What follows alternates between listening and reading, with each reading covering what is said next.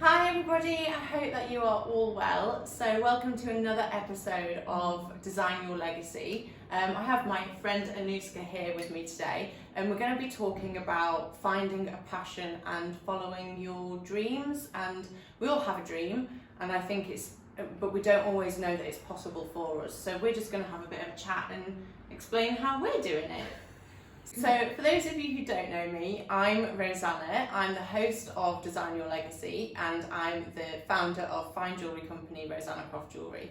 Design Your Legacy is a podcast where I hope to share ideas and conversations that will inspire you to go out and live the life of your dreams, because whatever you think is, whatever you want to do is possible. And again, we don't always realise that. And Anouska, do you want to tell us who you are? In terms of what I do for a living? Yes, what you do for a living. Okay. So, yes, my name is Anouska Taylor. I'm a voice teacher, voice coach, and professional singer. Amazing.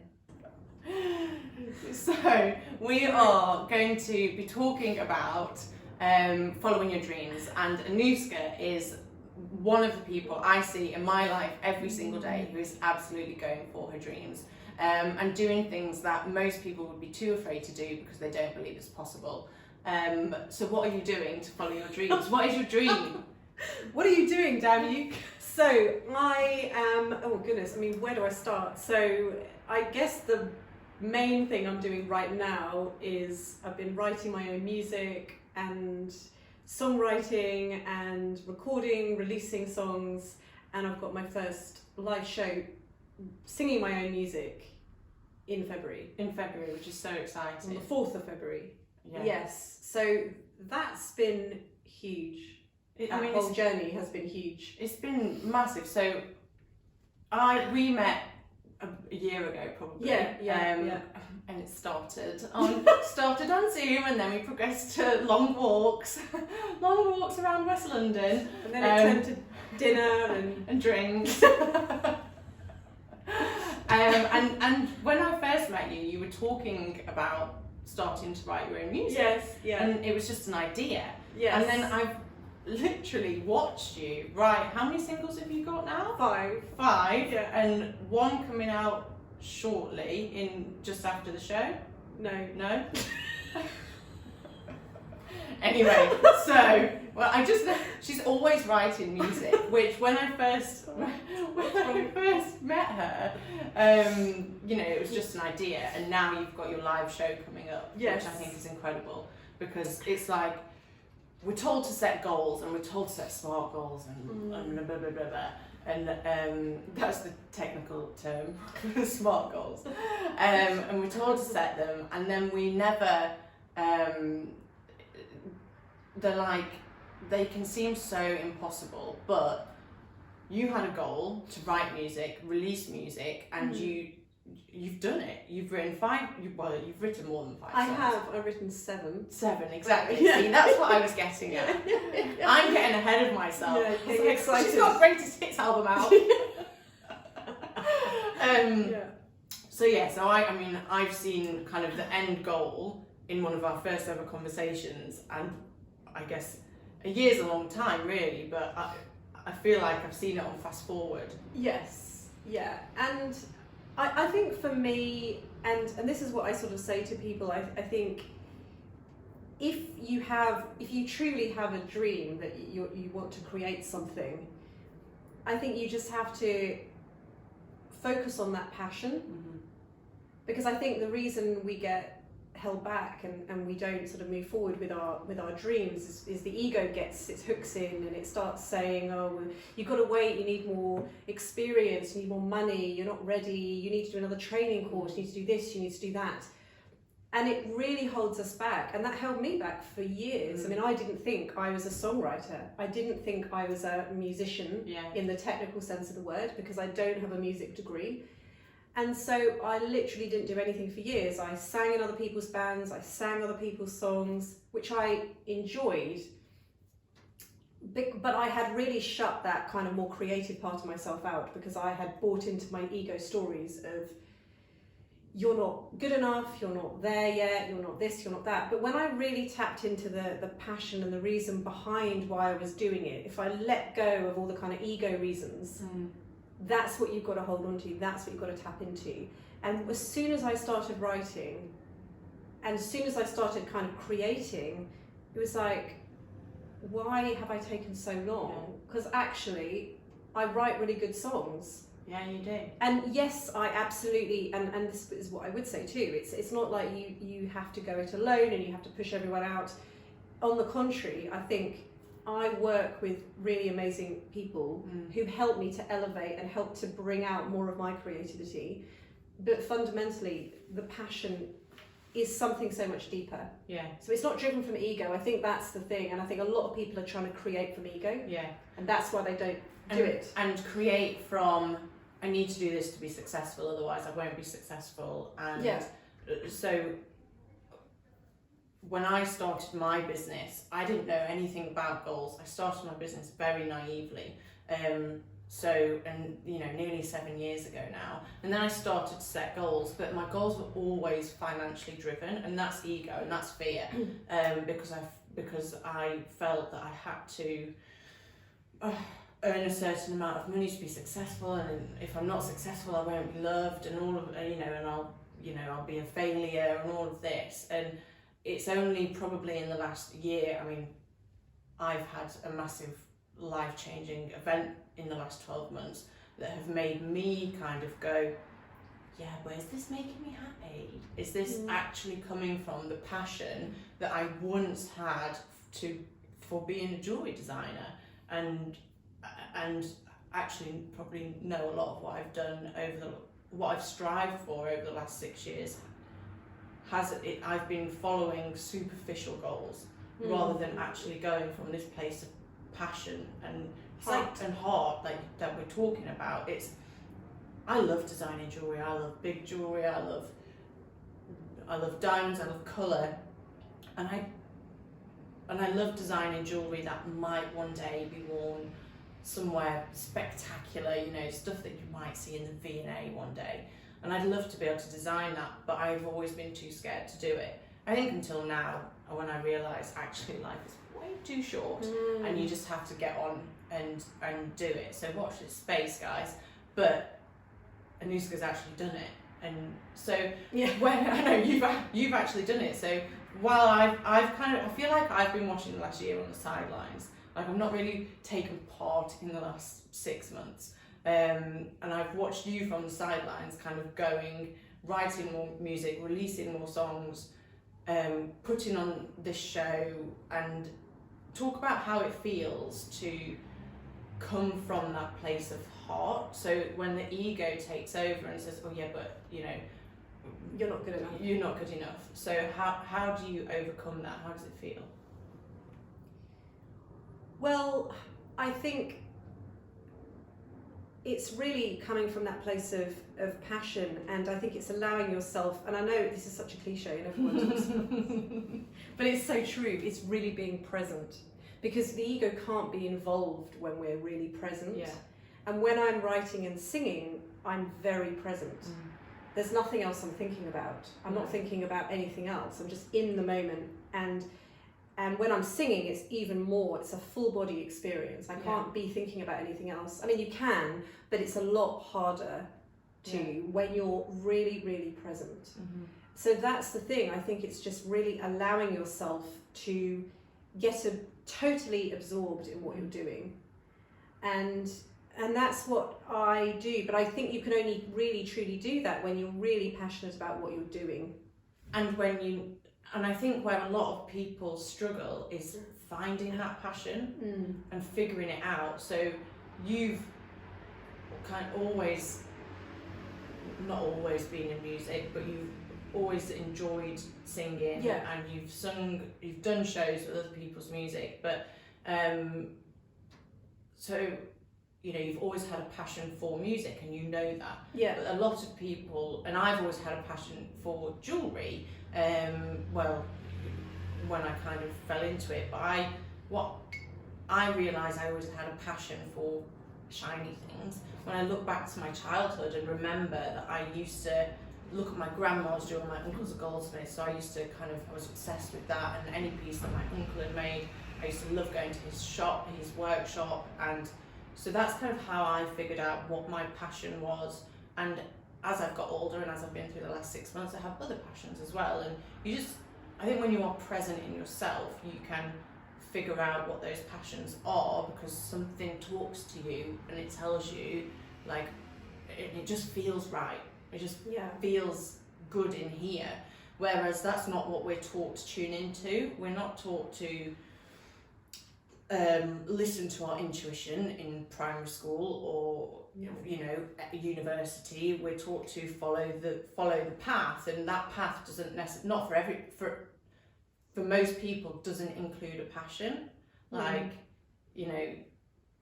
I was going to use an example, it wouldn't actually be fair to use an example of somebody else from my observation, but people generally fall into a career, and that's why people get burnt out, because they're bloody miserable in what they're doing, and they're not following their passion. And I think we can sort of should ourselves as well. It's should all over yourself. It's a terrible place to be, but it's really, I think we know what our passion is. I think we might tune it out because it's not socially acceptable. It's not what our family has told us we should be doing. You should be a doctor, you can't possibly be an artist. You should be this, you can't be that. I mean, Billy Elliot, the dancer, you're not allowed to be a dancer. I think we all have something, and I think the way I would, help people to understand what they're passionate about is, what can I spend hours doing and I can just get completely lost in it? Whether it's drawing, painting, dancing, singing, writing. And not think about the monetary and not think reward. About anything. You're just totally present in that moment. We all have something. Now, we might dismiss it and think, and I think this is the issue, because this is where the ego comes in. The ego's like, but you can't monetize that. No one's going to pay you to play the guitar. No one's going to play you. They might play you. I've been played. I have been played. But no one's going to pay me to do that. So we just dismiss it and we think, well, that's just a hobby. That's just something I like to do. But actually, that's just all ego stories. And if we open our mind to actually anything is possible, we're infinite. We are infinite beings, so anything is possible. You don't have to know the how. You just have to, I think, initially tap into that passion. I mean, I'm still figuring out the how in terms of music, but I've opened my mind to, it doesn't just have to be monetizing it through streaming or through live shows. There could be other opportunities that my mind can't even see at the moment. And I think it's being willing to sit in that space of the unknown. Which is so difficult to do. Extremely difficult to do. But like using you as an example, you are putting on the show, writing music, doing all these incredible things and taking huge risk to do it, because it's right for you, because it's come from in here. But then also alongside it, you are supporting yourself in by you're a voice coach, and that is still part of your passion. And I guess that's what led you to want. Well, it's supported you mentally, and absolutely. I mean, it's all under the voice umbrella, everything I do. But the other thing I would say, and I think this perhaps is under what's the word? I don't know. Okay. So I think another thing that we can really undervalue is, in terms of how it can help us on this journey, is working with people that are further ahead than us, have more expertise, more experience than us. And I think that's really important to understand. You can't do it all yourself. And you don't need to. And you don't need to do it all yourself. You as long as you've got the passion and the desire and the drive, there's no shame in seeking out experts and professionals to kind of help you on that path. So I could not have done what I've done without working with other people. And one of the things that I always decided early on was, I want to create the best music I can. So I need to work with people that are at the top of their game in what they're doing. So I went to one of the best recording studios in London. I wanted to bring the best out of my music, and that also meant working with really incredible musicians, so that I know then that this song is as good as it possibly can be. Yeah.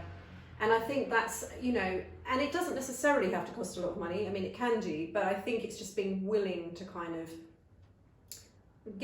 allow yourself to be helped, allow yourself to be supported, because I think that's a big part of it. Yeah. Oh, absolutely. And we try and do it all ourselves.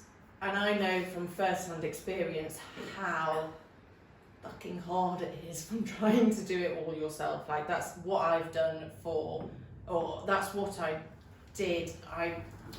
At the beginning of my own business journey and opening the shop, although I didn't do it myself, because I did open the shop with the support of my uncle, but and we had shops next to each other, it was really nice, but I moved into, I need to do everything myself, and again, I did that through fear, and I went straight back to burnout, and my health started to give me signs I really needed to change something in my life, probably for about 3 or 4 years before the big health thing blew up my life. But I did try and do everything, and it's only when I realised that if I'm going to keep this business alive whilst I'm ill, I need support, and I brought in support. And actually the business has done really well whilst I've been ill, because I've asked for help. Yeah. And that is, but for some reason, and this will be a deep rooted subconscious thing, that I've always felt like I have to do everything myself. Yeah, it's sort of seen as a weakness if I can't do it myself, then there must be something wrong with me. Yeah. But actually I would argue that we all have whatever it is for us. So using myself as an example, like my gift is in voice and singing and writing music, but actually really bringing that music to life, I knew I could develop the skills in learning how to record music, learning how to mix and edit. Yes, I could do it. I believe we can do anything we want to do, but do you want to invest that time in that when there's people that have been doing it for decades who already are brilliant at doing that? And that then frees you to have more space and time for the things that you actually really enjoy and really are your gift and really your expertise. The things that you naturally have an affinity to, let other people who have a natural affinity, in my case, to playing a violin. Or me? Well, that's Roseanna's going to be joining me as first violinist on stage. I am not. If anybody's considering going to a musical show, please, I will not be singing. I will not be playing the violin. I'll be taking your ticket at the door. She might play the violin at the end to get rid of everyone. But anyway, that's another story. But yeah, so I think it's but just allowing, we each have our own unique expression, our own unique gifts, and allowing other people to help us that already have that gift and that, because yes, I have tried to learn the violin, and yes, using that as an example, if I wanted to, I could learn the violin and be amazing if I was prepared to put that time in, but I'm not, and I'd rather put my time into singing and songwriting. And why not just actually get someone that's spent their life doing that and loves it and is brilliant at it? Absolutely. And again, I can relate in you've done all the things that you should do. And I've done the things that I believe I shouldn't have done. And I've learned the hard way, because even with so I was trained as a goldsmith over 10 years ago now, and I was like a really good goldsmith, and I remember because I've never thought I was very good at anything, and when I was 18 at college, my tutor said to me, you're a natural at setting stones, you're a natural at stone setting. And so that's what I was always then drawn to, setting diamonds, and I wanted to learn how to be a diamond setter. But I was trained as a goldsmith, and as I started to grow the business, I realised I have to choose. Am I going to do the design, which I'm also really good at and really enjoy, or am I going to do the goldsmithing, which I was finding I couldn't do to the best of my ability because I had so much other stuff on my mind, and I knew that I'd kind of grown out and I needed some help in that sense. And so I was brave enough, and I found somebody to help me. and since then it's been taking a huge weight off my mind. Yeah. But yeah, I feel like we've kind of progressed onto like, here's how you follow your dreams to, and this is how you write music, and this is how you run a jewellery business. Yeah. But it's all interlinked, isn't it? And back to finding your passion, how did you know that music was your passion and that you wanted to go down that route? Were there any signs or? No, I mean it really was. I don't remember anything. I don't remember anything else. I would say I had the opposite problem actually. I think I knew at a very, very young age. Yeah. I was singing. I used to drive everyone mad. I was singing when I was a child and putting on shows in the lounge and stuff. But I think for me, I had the opposite problem because it wasn't what I should be doing. So I was very much encouraged through the educational system that I was in and through the sort of family environment that I grew up in, that a music career isn't a proper career. So go and get a degree that's got nothing to do with music so you can get a sensible job and a proper job. So that's what I did, and I actually abandoned music for a long time. It's kind of heartbreaking when I think about it now, but I did, and I was barely singing at all. I was barely doing anything musically, and I could suppress it for so long, and I did for a few years, and part of that was, you know, leading this kind of party lifestyle and things as a way of suppressing. But there was always this kind of inner sort of feeling that, Anouska, you're meant to be doing music. Why are you not doing music? And then my ego would come in and go, yes, but you can't make money from it. You can't do that. No, you're not good enough. You don't have a degree, blah, blah, blah. So I had all these stories. And actually, this is kind of one of the things that we have in common. We both lived in Australia, and me moving to Melbourne, which was only meant to be for a year, but ended up being 12, actually gave me the freedom to step out of this world that I'd been in London. And actually that was where this whole journey began, in Melbourne, because I was free of the life that I thought I was meant to be living. That you were supposed to live. And I'd left that career that I had in London, which was never my career. It was a good job, but it wasn't my heart and soul. And that's where everything started. And it really, you know, so I owe a lot to my time in Melbourne, because it really freed me in so many ways to find this path. Okay. But it was always there, so I think I had the opposite thing. I always knew what I was meant to be doing, but I pushed it away for a while. Well, and you know, and I feel like I've pushed some of my passions away over the last 6 years because I felt like I could only run the jewellery business. And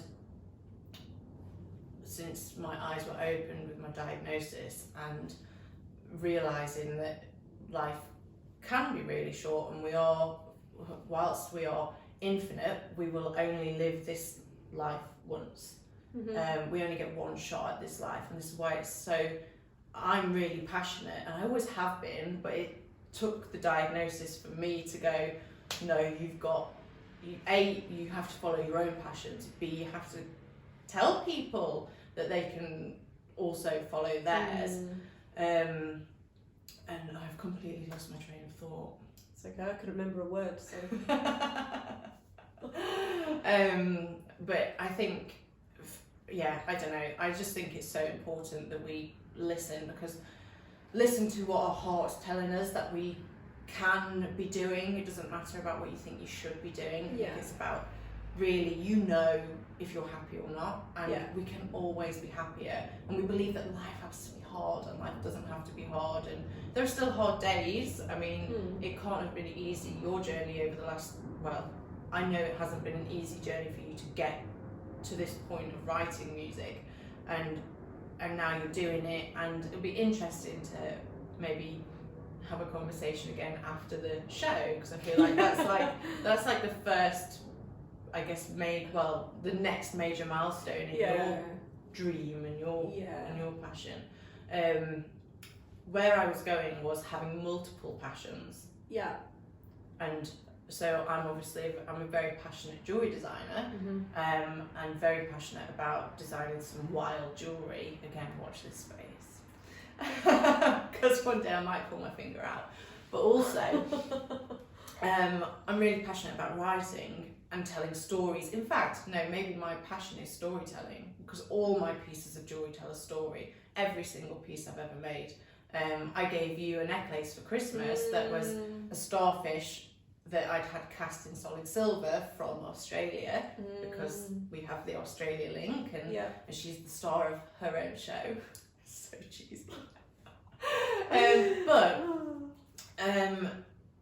But then I'm writing a book about my story and what I believe it's taught me, and this is storytelling. And it's all related. It's all related, isn't it? It's just fascinating. It could look a little bit different, but it's all fundamentally under the same umbrella.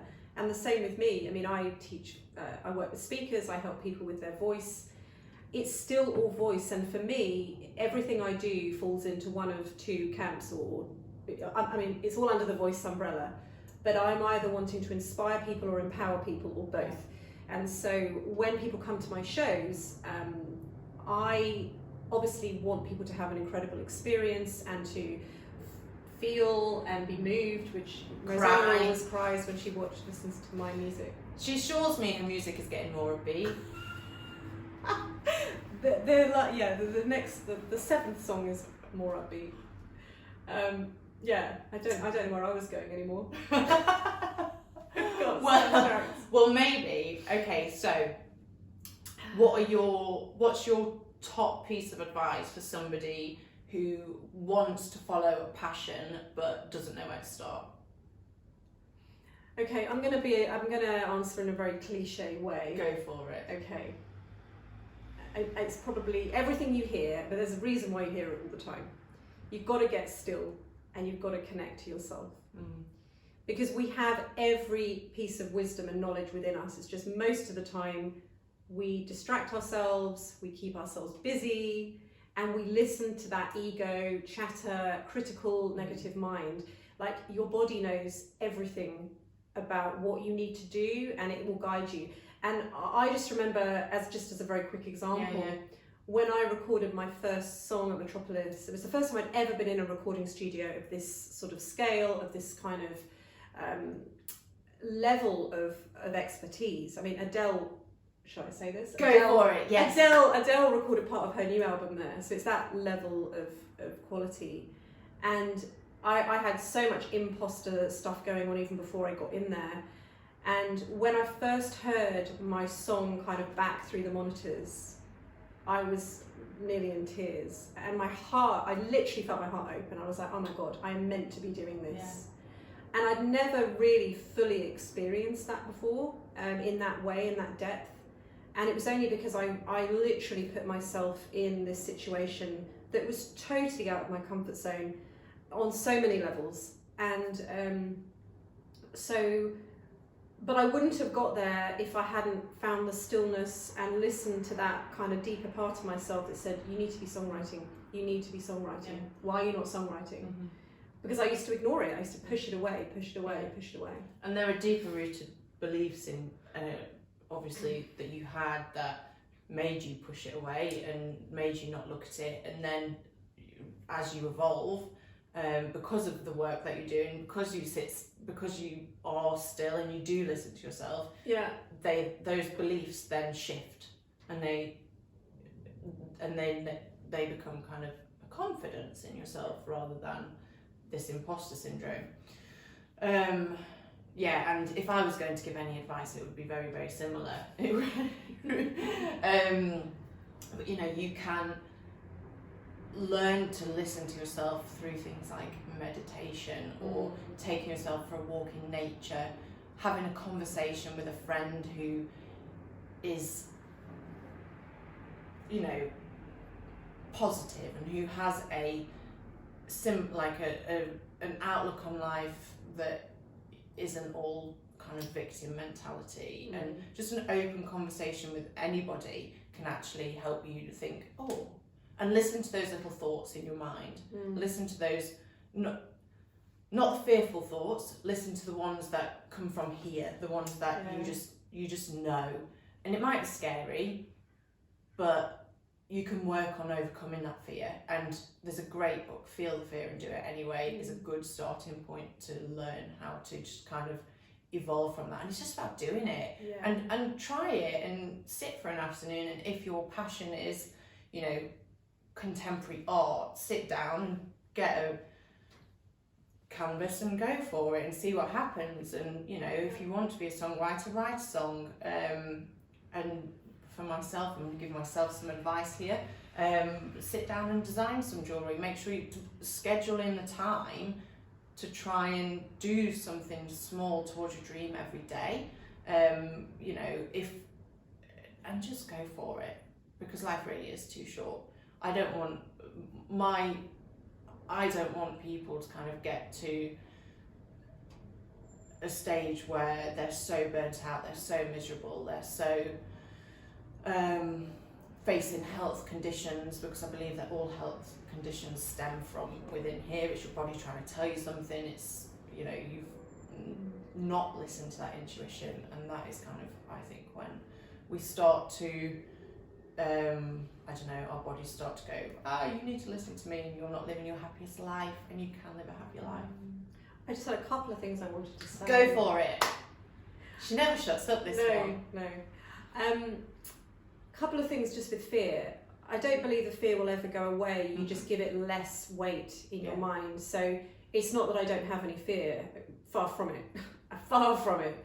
I just don't let it drive my life. Yeah.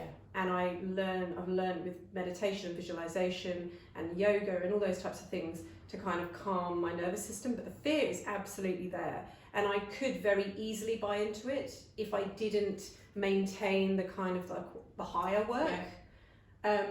So I just wanted to say that to you, because anytime we're leaving our comfort zone, the ego is going to react in fear. Yeah. So you almost have to expect it and just see it as, okay, this is interesting. I'm leaving my comfort zone. So the ego is going to do everything it can to try and pull you back. Yeah. But see that as normal, and that's a good thing. If you feel fear, it means you're doing something, you're changing something in your life, you're transforming. Yeah. But the other point I just wanted to make too was something that's come up in my life recently, is allow yourself to be inspired by things that you might see. Because over Christmas, I messaged you over Christmas about this. So just as a backstory, one of the sort of stories I've had about myself is I'm not a pianist, I'm not a piano player. And I'd said I'd said so many times, I'm not playing the piano at my show, I'm not good enough, I'm not going to play the piano at my show, I'm just going to focus on the singing. And then you and this other guy, Michael, that's writing some stuff for me, he was like, no, I think, you know, you should be playing the piano, at least on one song. So over Christmas, I saw Kate, Duchess of Cambridge, Kate. I didn't see her as in not like personally. I saw her on TV. That made it sound like I went round for tea, but I didn't. You know the Duchess. Yeah, you know the Duchess. Yeah, we call her Dutchie. my friend, Duchess Kate. Yeah. And I don't know if anyone saw it, but she was playing the piano at her Christmas carols concert with this guy. I can't remember his name. Tom something. I have no idea. Whoever. Anyway, that's not really the point. She was probably at a similar level of piano skills to me, and I didn't even know she played the piano. No. When I listened to her, I was like, oh my God, it was incredible. It was beautiful. She, you know, it wasn't like crazy like Mozart piano playing, but it was just simple but beautifully played. And I was like, okay, she can do this in front of millions of people, because that was beamed around the world. That exactly, and the media would have been all over it. And I thought, okay, if she can do it, I can do it. So after that, it was an instant decision. As soon as I saw her, I was inspired, and I was like, I'm doing it. And I would say, actually, all the times where I've taken a big leap of faith has always been from inspiration from someone else. Yeah, and I think this is a really good point, because actually, you know, we can see people who we think are ahead of us in their journey. This came into my head as well when you were talking about asking for help. We can see those people who are at the top of their game doing it, and we could either fear them and think they're our competition. Like you could have easily said, oh my God, I'm nowhere near as good as Kate. I can't do this. I'm not going to do it because I'll just make a fool out of myself. You could have listened to that voice, or you can choose the voice of inspiration and go, God, incredible, absolutely. If she's brave enough to do it, then so am I. I'll grow from this. and it could take me somewhere. Who knows where it's going to take me? Like, be curious. I think Instagram is a good example of this as well. We see people on Instagram who we think are living a life that we want, and we envy them, or we feel that kind of bit of jealousy and like, oh, I'm not as good as them. I can't do that. And I look at some of my jewellery heroes and I think, oh, I'll never get to where they are. When actually now I've flipped it and I've chosen to see it as inspiration, and I thank the person for inspiring me to do that. And there's such a more peaceful place to come from. Like, Kate, thank you for playing the piano. Duchess Kate. Thanks, Dutchie. Gosh, I hope she never watches this. We should send I bet she'd love it. We should send it to her. I actually sent Princess Charlotte some jewellery once. For There you her go. first birthday. Kate, if you're watching this, do you remember? I got a beautiful letter back. It was really nice. Did you? Yeah. Anyway, I digress. So thank you, Kate, for inspiring me to play the piano at my show, which I'm shit scared about, but I'm going to do it and see where it takes me. Absolutely. No, and it really is, and I think it's just being the really key thing, I think, with all of this as well, is that if we perceive things in other people, this can be quote unquote negative or positive, mind you. So whatever we perceive in other people is a part of us. And what we forget is it's not just the quote unquote negative things that we see in other people, but it's also the beauty, the wonder, the inspiration. So I was seeing a part of myself in Kate. Yeah, which is amazing. And that is what we're all doing. Anyone that you admire, you're seeing a part of yourself in them. Yeah. Just as much as you're seeing in the people that you can't stand, you're seeing a part of yourself that you've repressed or pushed away. But also in the people that we think, oh wow, they're amazing, and I could never be like that. But you can, otherwise it wouldn't even be in your consciousness. And this is something actually you've taught me. Oh, I didn't know I taught you something. Yeah. Oh, you've taught Just me one thing. Just this one thing. But she's teaching me the violins. Goodness. Do you even for the have a music. violin? I used to. Oh, okay. No, is about idolising people, Yeah. and how there were a few people who I'd follow on Instagram. We won't mention names. I'm not mentioning names because it's ridiculous. And what you said to me was, and actually previous coaches of mine that I've been intimidated by, and you said, but that you realise you idolise them because you're seeing a part of yourself in them. Yeah. So one of my biggest heroes is Lewis Hamilton, and maybe because he has really gone for his dreams, and that's why. So maybe what I'm seeing in myself there is that I'm going to be a Formula One driver. I don't think it's quite that literal. I thought actually you were going to say, wasn't he knighted recently? Yes. So maybe she's seeing her own inner knight. I loved. Yes, maybe. You're going to be knighted one day. Oh, I don't think women can be knighted. Oh, okay, whatever.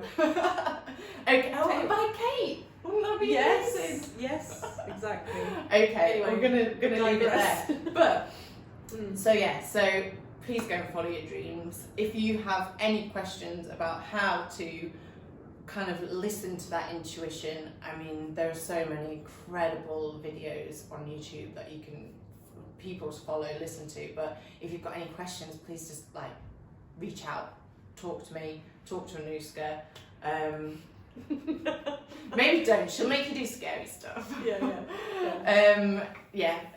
Leave a comment, and I'll get back to you. With hopefully some nice advice, and we can all go and follow our dreams together. Thank you very much for watching or listening, and Anouska's show is on the 4th of February. 4th of February, which is a Friday. I'm doing 2 shows, one night. 2 shows in one night. She's going to be one tired lady I'm after. exhausted. I'm going to take her out for copious amounts of champagne. Yeah, because I'm on dry January at the moment. So, yes, Friday, 4th of February at the St Pancras Old Church, which is a beautiful old church, as the name suggests. And it's basically between sort of King's Cross, St Pancras and Euston, so it's very central.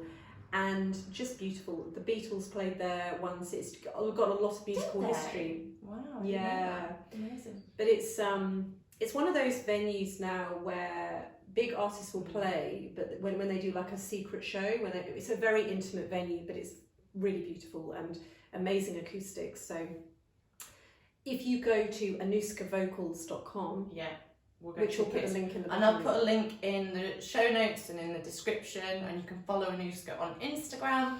Her links will also be available. Which I need to teach her how to. Oh no, that's for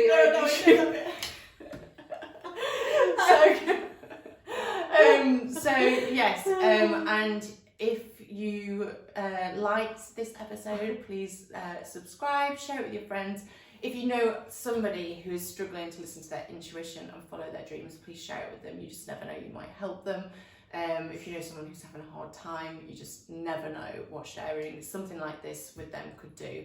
And if you want to learn more about the incredible jewellery that I'm designing, then please, I'll pop the links to my website and Instagram. Thank you very much for watching. Thank you.